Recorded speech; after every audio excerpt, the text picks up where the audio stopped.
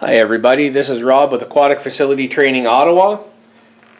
Just moving into the next step of my series of videos on these Aquarite systems, where what we're going to do is we're going to remove and replace the voltage limiting capacitor on this circuit board.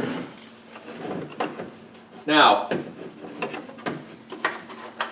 believe it or not, I do have training in electronics.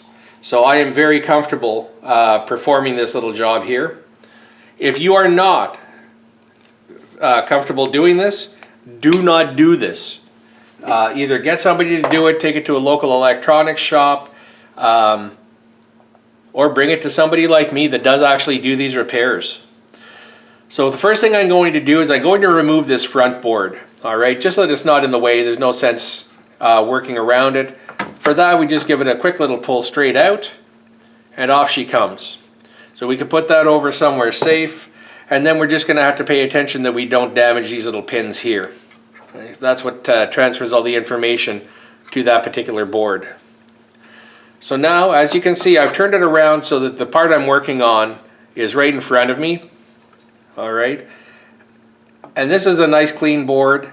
It's these two pins that are our capacitor. All right, and there's lots of room to work.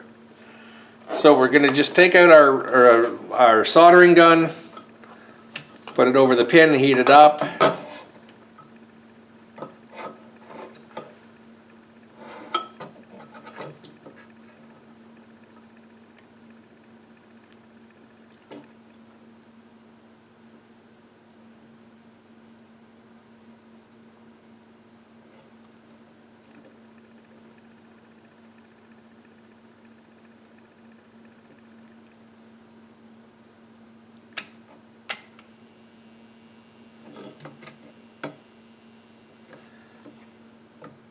So this gun has two settings on it, high and low.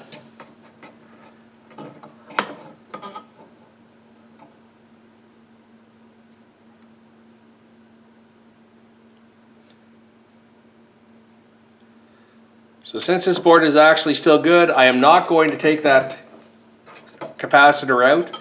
But basically what you would do is you would desolder the two pins, and then what I do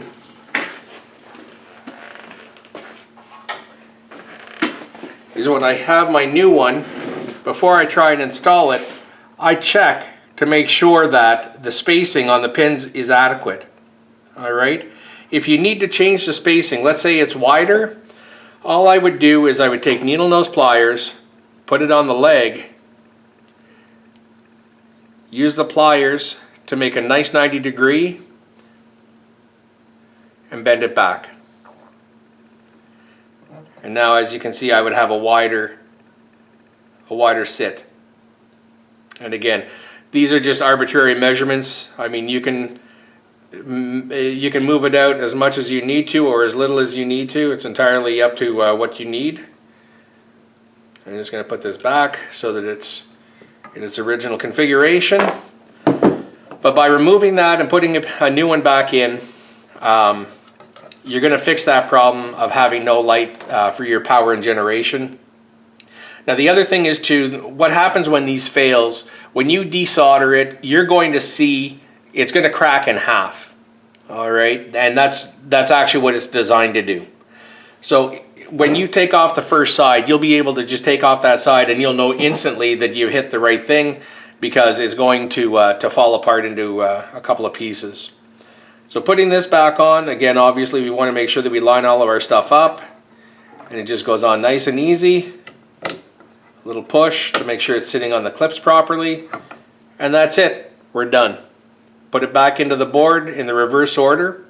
And for all you people that were worried about all those wires coming off and not knowing where they're going to go back, if you look really, really close, orange, yellow, black, red, green, violet, white, blue, and then your powers, white and black.